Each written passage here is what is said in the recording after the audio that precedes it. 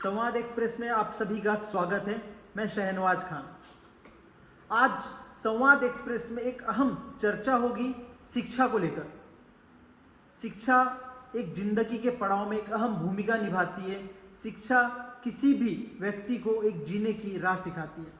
इस हमारे खास चर्चा में हमारे साथ जुड़े हैं रवि रंजन, जो बीएचयू से शोध छात्र हैं और अपने शोध अपने स्कॉलर के लिए स्कॉलर स्टूडेंट है और अपने रिसर्च के लिए अभी ये जर्मनी जाने वाले हैं।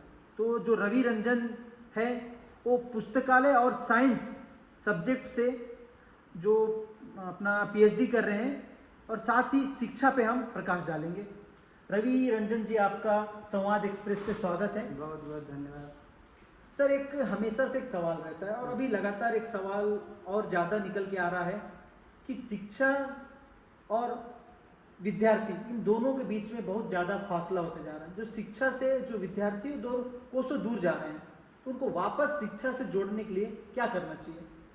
देखिए, अगर आप लास्ट 2-3 साल देखेंगे तो ये जो कोरोना का जो पीरियड था उसमें क्या हुआ कि बच्चे और जो भी है, चाहे स्कूल हो, चाहे महाविद्यालय हो, चाहे यूनिवर्सिटी है, उसमें फिजिकली प्रेजेंस नहीं था। छात्र जो हैं अपने घर से पढ़ाई कर रहे थे, ऑनलाइन मोड में, ब्लेंडेड मोड में एग्ज़ाम हो रहा था तो उसको परस्यू कर रहे थे। अब बात आता है कि जब कोरोना ख़त्म हुआ है तो फिर से बच्चों में एक जो फिजिकल प्रेजेंस होकर के क्लास में और जो है कि किताब में, लाइब्रेरी में आकर के पढ़ाई के लिए उनको प्रोत्साहित करें। तो इसके लिए तो जो अब कोरोना ख़त्म हुआ है उसके बाद रेगुलर क्लासेस स्टार्ट हुए हैं। अब जब फिजिकल फॉर्म में आएंगे तो बच्चे फिर से वही मतलब पुराने पढ़ाई के तौर तरीके और क्लास में उपस्थित होकर के, लाइब्रेरी में उपस्थित होकर के फिर से वही अपना इंटरेस्ट दिखाएंगे पढ़ाई के प्रति। जहाँ तक मुझे लग रहा है ये सिर्फ कोरोना का जो 2-3 साल था उसकी वजह से थोड़ा बहुत जो है ये सब सारी चीज़ें हुई, क्योंकि उस समय बच्चे स्कूल में फिजिकली प्रेजेंस नहीं हो रहे थे। तो एक दूरी का कारण हो सकता है मेरे समझ से। जी बिल्कुल, आपने कहा और हम आपके बात से सहमत भी है, लेकिन फिर भी एक सवाल उठ के आता है कि जो कोरोना काल की आपने जो बात की, उस कोरोना काल में कहीं ना कहीं शिक्षा अमीरी शिक्षा बन के रह गया।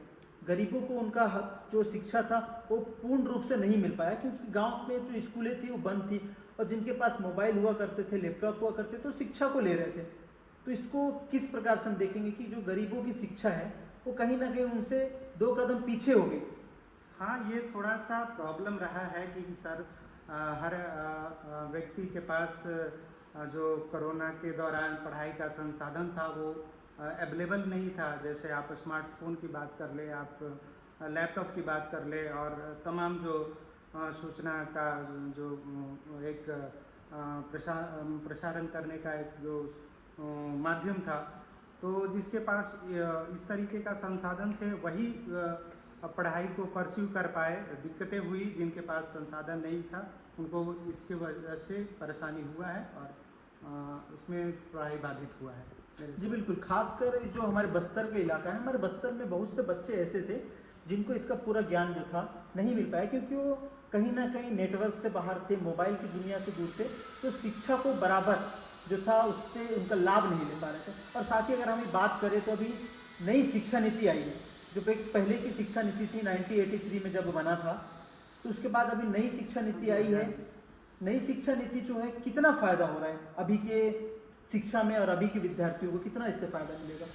देखिए, नई शिक्षा जो 2020 में जो आया है, जिसको कि मानव संसाधन मंत्रालय से फिर से शिक्षा मंत्रालय बना दिया गया है और शिक्षा मंत्री अब मानव संसाधन मंत्री के जगह पे भारत सरकार ने शिक्षा मंत्री का पद दिया है।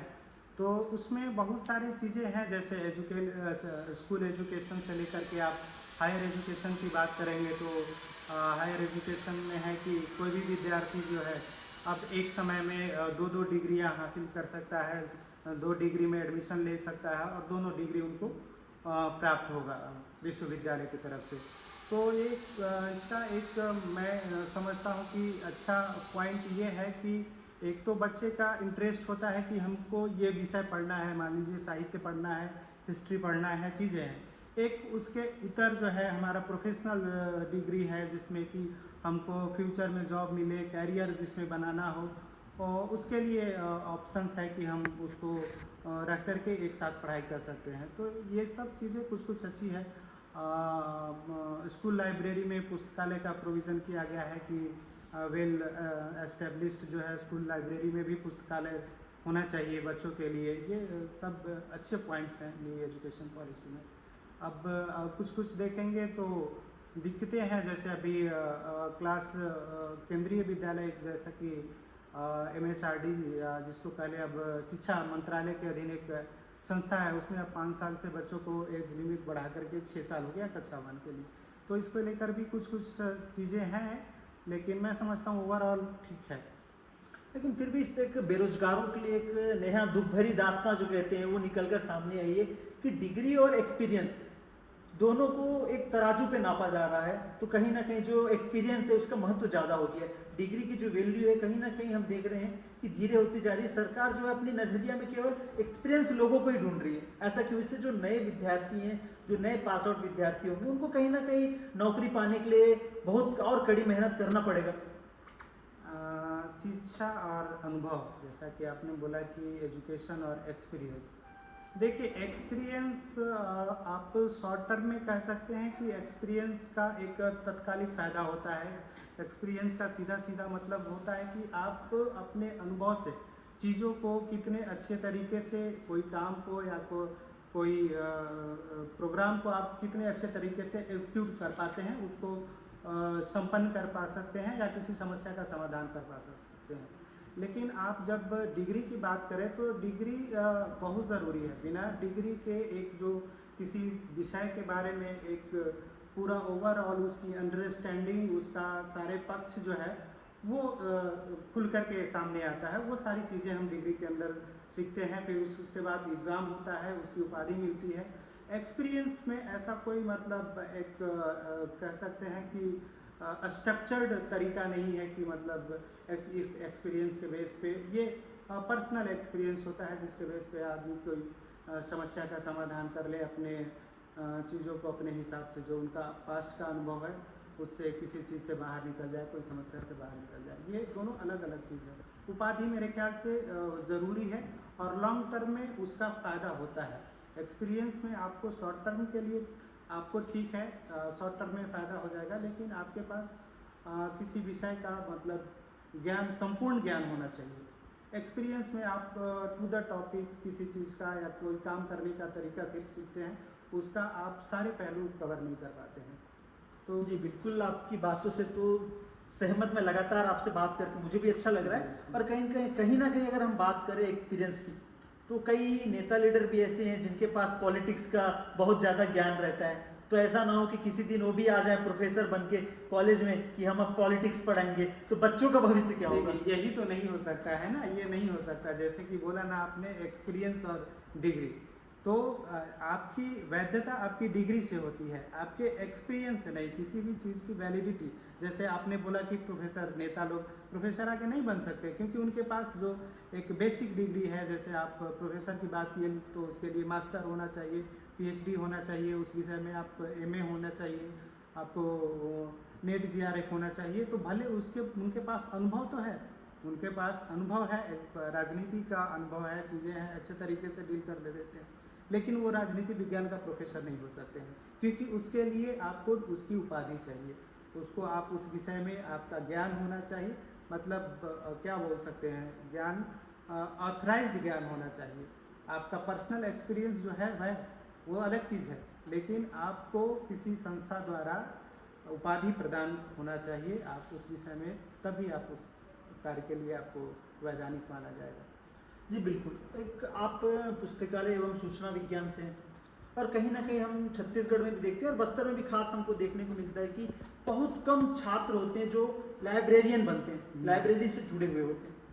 तो क्या जो ये लोग विद्यार्थी है उनको क्या करना चाहिए कि वो वापस पुस्तकालय सूचना विज्ञान से आके जुड़े, एक लाइब्रेरियन बने? क्योंकि बस्तर में बहुत से स्कूलों में, कॉलेजों में ये पोस्ट आज भी खाली है। हाँ, ये बात सही है कि आप सही कह रहे हैं यहाँ पे थोड़ा सा लाइब्रेरी साइंस के प्रति जो है लोगों जो खास करके विद्यार्थी हैं उनको रुचि या उनको कह सकते हैं कि इस विषय के बारे में अवेयरनेस नहीं है। मैं तो समझता हूँ कि अवेयरनेस ना होने की वजह से ही ये सब सारी चीज़ें हैं कि उनको पता नहीं है कि ग्रंथालय एवं सूचना विज्ञान होता क्या है, इसमें किस तरीके का सब्जेक्ट है, क्या पढ़ाया जाता है, इसका फ्यूचर्स फ़ायदा क्या होगा, जॉब पर्सपेक्टिव इसका क्या होगा। ये सब चीज़ें अगर मैं समझता हूँ कि लोग जान जाएंगे तो ज़रूर इसके प्रति इंटरेस्ट दिखाएंगे और ग्रंथालय एवं सूचना विज्ञान की उपाधि में ज़रूर वो पार्टिसिपेट करेंगे। जी बिल्कुल, आप इसी सब्जेक्ट से आप ग्रंथालय एवं जो पुस्तकालय एवं सूचना विज्ञान का आपका जो सब्जेक्ट है, आप इसी में आप स्कॉलर स्टूडेंट भी हैं और हाल ही में आप भारत से होके वापस जर्मनी जाने वाले अपने रिसर्च को आगे बढ़ाने के लिए। तो क्या कुछ लगता है कि आपको भारत और जर्मनी का जो फासला है, इसमें यहाँ और वहाँ जो शिक्षा है और जो जिस हिसाब से हम लाइब्रेरी की बात करते हैं, तो क्या कुछ डिफरेंस रहेगा वहाँ पे? देखिए, मेरा जर्मनी जाने का जो उद्देश्य है, एज ए रिसर्च स्कॉलर मैं जा रहा हूँ काशी हिंदू विश्वविद्यालय से। तो मेरा वहाँ जाने का उद्देश्य है कि वहाँ के जितने भी गवर्नमेंट सेंट्रल यूनिवर्सिटी हैं सेलेक्टेड, उनका एक बेसिक जो है स्टडी करना है, सर्वे करना है कि वहाँ जो विश्वविद्यालय के पाठक हैं उनको किस तरीके से सूचनाएं प्रदान की जाती है, किस तरीके का सूचना प्रदान किया जाता है, यूज़र्स के लिए क्या क्या सर्विसेज यूनिवर्सिटी द्वारा प्रोवाइड किया जाता है। तो मैं समझता हूँ कि वहाँ से सर्वे करने के बाद मुझे एक आइडिया मिलेगा कि हाँ, हम कैसे और बेटर तरीके से अपने लाइब्रेरी यूज़र को, अपने यूनिवर्सिटी का जो स्टूडेंट हैं, टीचर्स हैं, उनको पुस्तकालय का सेवा अच्छे तरीके से प्रदान करें। जी बिल्कुल, जिस हिसाब से आप बात कर रहे हैं तो कहीं ना कहीं एक सवाल मेरे मन में भी खटक रहा है, क्योंकि जो लाइब्रेरियन का एक जो होता है लाइब्रेरी, ये एक स्कूल से लेके पूरे नासा तक कहीं ना कहीं सब कुछ में एक चीज़ होता है। तो क्यों ये जो लाइब्रेरियन का जो कोर्स है विद्यार्थियों से कोसों दूर हो रहा है? और खासकर हम बात करें हमारे क्षेत्र की और खास छत्तीसगढ़ की भी हम बात करें तो छत्तीसगढ़ में जितने भी कॉलेज में लाइब्रेरियन का पोस्ट है, तो कहीं ना कहीं वहाँ पे जो खासकर जो इस फील्ड में बीएचयू से लोग बहुत ज़्यादा आते हैं, तो यहाँ के लोग इस फील्ड में क्यों नहीं आ पा रहे? उनको क्या क्या कुछ दिक्कत होती होगी? नहीं, दिक्कत ऐसा कुछ नहीं है। मैं आपको पहले भी बताया कि अवेयरनेस की सबसे बड़ी कमी है।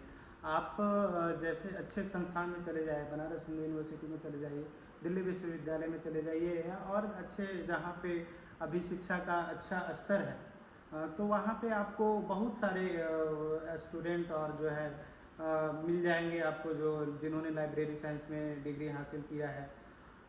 यहाँ पे मैं समझता हूँ कि अवेयरनेस की कमी है। लोगों को पता नहीं है कि लाइब्रेरी साइंस होता क्या है, क्या इसमें पढ़ाया जाता है, क्या इसका फ्यूचर, हमको इससे क्या जॉब मिलने वाला है और जॉब ऑफर क्या होगा, सैलरी क्या होगा। ये सब सारी चीज़ें जब लोगों को पता चलेगा तो ऑब्वियसली यहाँ पे बहुत संभावनाएं हैं। जैसा कि आप बताया कि अभी कॉलेज लाइब्रेरी में भी मैं भी देख रहा हूँ, यहाँ पे बहुत सारे कॉलेज लाइब्रेरी, स्कूल लाइब्रेरी और तमाम तरीके के यहाँ IITs है, NITs है, बहुत सारे जॉब ऑफर हो सकते हैं यहाँ पे, अगर यहाँ के बच्चे इंटरेस्ट दिखाएं और लाइब्रेरी साइंस के प्रति अपना करियर को सजग तरीके से लेते हैं। नहीं बिल्कुल, लाइब्रेरी साइंस एक अच्छा सब्जेक्ट है और कहीं ना कहीं जो हम जैसे मैं भी स्टूडेंट हूँ और हमारे साथ बहुत सारे जो लोग जुड़े हुए हैं, उनका भी एक सवाल था कि इसको लाइब्रेरी साइंस कोर्स करने के लिए क्या कुछ उनको करना पड़ता है, क्या आगे कैसा प्रोसेस रहेगा, कितना फीस लगता है, कितने साल का कोर्स होता है, इस प्रकार के क्वेश्चन बहुत उठ रहे हैं। देखिए, आप जब लाइब्रेरी साइंस की बात कर रहे हैं तो इसमें सर्टिफिकेट लेवल से लेकर के PhD MPhil सारे विषय, सारे जो है डिग्री मिलते हैं। आप CLIB होता है, computer in library and information science, diploma in library and information science, bachelor in library and information science और जो है PhD है लाइब्रेरी साइंस में। तो ये सब डिग्रियां हैं जो लाइब्रेरी साइंस में बच्चे परस्यू कर सकते हैं। जी बिल्कुल, जस्ट साथ में हम इसके साथ अभी शिक्षा की भी बात अभी कर रहे थे, तो मुझे एक सवाल आया, जो शिक्षा है और लाइब्रेरी है, ये कहीं ना कहीं दोनों का कम्युनिकेशन एक ही साथ है, क्योंकि पुस्तक से ही शिक्षा मिलता है, पुस्तक लाइब्रेरियन में ही होता है। बिल्कुल। तो इसमें जो दोनों एक दूसरे के अभिन्न अंग है, बिना पुस्तकालय के शिक्षा संभव नहीं है और जहाँ शिक्षा है वहाँ पे पुस्तकालय भी बहुत ज़रूरी है। तो ये दोनों एक दूसरे के, हम कह सकते हैं कि अनुकूल हैं और दोनों का उतना ही महत्व है शिक्षा में, पुस्तकालय का भी और टीचिंग ऑर्गेनाइजेशन का भी। आप स्कूल लाइब्रेरी से उठा लीजिए, यूनिवर्सिटी लाइब्रेरियन और या किसी रिसर्च सेंटर का लाइब्रेरियन, DRDO का लाइब्रेरी हो गया, आपको इसरो का लाइब्रेरी हो गया, Indian reserve bank of India का लाइब्रेरी हो गया, पार्लियामेंट लाइब्रेरी हो गया, हर जगह जहाँ पे शिक्षा से जुड़ा हुआ मामला है हर जगह पुस्तकालय है। जी बिल्कुल, बड़ा अच्छा लगा आपसे बात करके और बहुत कुछ सीखने को जब मिलता है किसी ज्ञानी के साथ बैठे और खासकर उस विषय में बात करें जिस विषय में आगे वाले एक्सपर्ट हैं। जी आपको बता दें, शिक्षा जो है जिंदगी के पड़ाव में एक अहम भूमिका निभाता है। शिक्षा नहीं तो एक व्यक्ति का अनुभव और उसका जो जीवन शैली बिल्कुल शून्य होता है। तो कहीं ना कहीं जो आज के विद्यार्थी हैं उनको लगातार शिक्षा से जुड़े रहना चाहिए और शिक्षा एक ऐसी चीज़ है जो कभी खत्म नहीं होता है और ना ही सीखने की जो अनुभूति होती है वो भी कभी खत्म नहीं होती है। आप देख रहे थे संवाद एक्सप्रेस, आप सभी का धन्यवाद।